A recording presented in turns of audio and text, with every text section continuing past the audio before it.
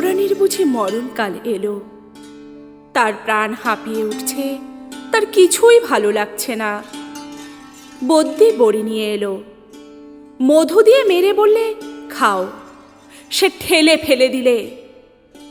রাজার কানে খবর গেল। রাজা তাড়াতাড়ি সভা ছেড়ে এলো। পাশে বসে জিজ্ঞাসা করলে, তোমার কি হয়েছে, কি চাই? সে গুমড়ে উঠে বললে, তোমরা সবাই যাও, একবার আমার স্যাঙাতনিকে ডেকে দাও। স্যাঙাতনি এলো। রানী তার হাত ধরে বললে, সই, বসো, কথা আছে। স্যাঙাতনি বললে, প্রকাশ করে বলো। সুয়োরানী বললে, আমার 7 মহলা বাড়ির একধারে 3টে মহল ছিল দুয়োরানীর। তারপরে হলো 2টো, তারপরে হলো 1টা। তারপরে রাজবাড়ি থেকে সে বের হয়ে গেল। তারপরে দুয়োরানীর কথা আমার মনেই রইল না। তারপরে একদিন দোলযাত্রা। নাট মন্দিরে যাচ্ছি ময়ূরপঙ্খী চড়ে। আগে লোক, পিছে লস্কর, ডাইনে বাজে বাঁশি, বায়ে বাজে মৃদঙ্গ। এমন সময় পথের পাশে নদীর ধারে খাটের উপরটিতে দেখি একখানি কুঁড়ে ঘর, চাপা গাছের ছায়ায়। বেড়া বেয়ে অপরাজিতার ফুল ফুটেছে। দুয়ারের সামনে চালের গুঁড়ো দিয়ে শঙ্খচক্রের আলপনা। আমার ছত্রধারিণীকে শুধলেম, আহা, ঘরখানি কার? সে বললে, দুয়োরানীর। তারপরে ঘরে ফিরে এসে সন্ধ্যার সময় বসে আছি। ঘরে প্রদীপ জ্বালিনি, মুখে কথা নেই। রাজা এসে বললে, তোমার কি হয়েছে, কি চাই? আমি বললেম, এ ঘরে আমি থাকব না। রাজা বললে, আমি তোমায় কোঠা বাড়ি বানিয়ে দেব, গজদন্তের দেওয়াল দিয়ে। শঙ্খের গুঁড়োয় মেছেটি হবে দুধের ফেনার মতো সাদা। মুক্তোর ঝিনুক দিয়ে তার কিনারে এঁকে দেব পদ্মের মালা। আমি বললেম, আমার বড় স্বাদ গিয়েছে, কুঁড়ে ঘর বানিয়ে থাকি তোমার বাহির বাগানের একটি ধারে। রাজা বললে, আচ্ছা বেশ, তার আর ভাবনা কি?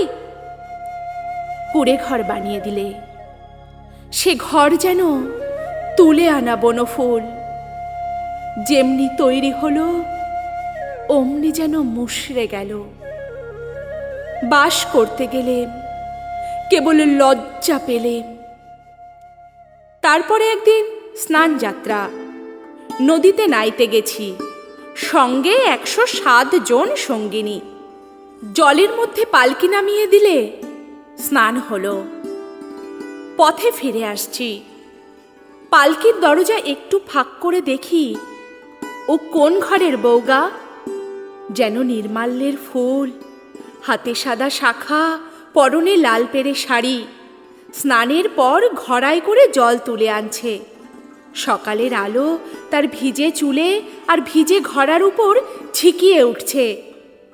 ছত্রধারিণীকে শুধলেম, মেয়েটি কে, কোন দেব মন্দিরে তপস্যা করে?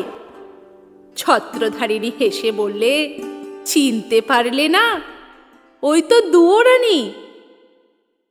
তারপরে ঘরে ফিরে একলা বসে আছি, মুখে কথা নেই। রাজা এসে বললে, তোমার কি হয়েছে, কি চাই? আমি বললেম, আমার বড় স্বাদ, রোজ সকালে নদীতে নিয়ে মাটির ঘড়ায় জল তুলে আনব, বকুলতলার রাস্তা দিয়ে। রাজা বললে, আচ্ছা বেশ, তার আর ভাবনা কি? রাস্তায় রাস্তায় পাহারা বসল, লোকজন গেল সরে। সাদা শাখা পরলেম আর লাল পেরে শাড়ি। নদীতে স্নান সেরে ঘড়ায় করে জল তুলে আনলেম। দোরের কাছে এসে মনের দুঃখে ঘড়া আছড়ে ভাঙলেম। যা ভেবেছিলেন তা হলো না, শুধু লজ্জা পেলেম। তারপরে সেদিন রাসযাত্রা। মধুবনের জ্যোৎস্না রাতে তাঁবু পড়ল। সমস্ত রাত নাচ হলো, গান হলো। পরদিন সকালে হাতির উপর হাওদা চড়ল। পর্দার আড়ালে বসে ঘরে ফিরছি, এমন সময় দেখি বনের পথ দিয়ে কে চলেছে। তার নবীন বয়স, চূড়ায় তার বনফুলের মালা, হাতে তার ডালি, তাতে শালুক ফুল, তাতে বনের ফল, তাতে ক্ষেতের শাক। ছত্রধারিণীকে শুধলেন, কোন ভাগ্যবতীর ছেলে পথ আলো করেছে? ছত্রধারিণী বললে, জানো না, ওই তো দুয়োরানির ছেলে। ওর মার জন্য নিয়ে চলেছে শালুক ফুল, বনের ফল, ক্ষেতের শাক। তারপরে ঘরে ফিরে একলা বসে আছি, মুখে কথা নেই। রাজা এসে বললে, তোমার কি হয়েছে, কি চাই? আমি বললেম, আমার বড় স্বাদ, রোজ খাবো শালুক ফুল, বনের ফল, ক্ষেতের শাক। আমার ছেলে নিজের হাতে তুলে আনবে। রাজা বললে, বেশ, তার আর ভাবনা কি? সোনার পালঙ্কে বসে আছি, ছেলে ডালি নিয়ে এলো। তার সর্বাঙ্গে ঘাম, তার মুখে রাগ। ডালি পড়ে রইল, লজ্জা পেলে। তারপরে আমার কি হলো কি জানি, একলা বসে থাকি, মুখে কথা নেই। রাজা রোজ এসে আমাকে শুধোয়, তোমার কি হয়েছে, কি চাই? সুয়োরানী হয়েও কি চাই, সে কথা লজ্জায় কাউকে বলতে পারিনি। তাই তোমাকে ডেকেছি স্যাঙাতনি, আমার শেষ কথাটি বলি তোমার কানে। ওই দুয়োরানীর দুঃখ আমি চাই।